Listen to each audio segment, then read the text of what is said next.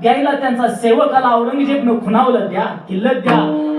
जसवंत सिंग राठोड जो राजांना भिवून पळालेला होता, त्याच्या मागे राजांचा नंबर. राजांना असा राग अनावर झाला होता, पण रागावर ताबा होता. ज्यावेळी किल्लत जवळ आली, जवळ आल्यानंतर एकच हात मारला, धाड धाड धाड धाड ते ताट वाजलं. घरात एक ताट पडलं तरी किती आवाज होतो. आणि त्या 50व्या वाढदिवशी राजाने ती किल्लत उधळून लावली आणि औरंगजेबला सांगितलं, अरे तू स्वतःला बादशाह समजून घेतोस ना, दिल्लीचा शहनशाह समजून घेतोस ना, राजाला राजासारखं वागवावं अशी रीत तुझ्यात नाहीये का?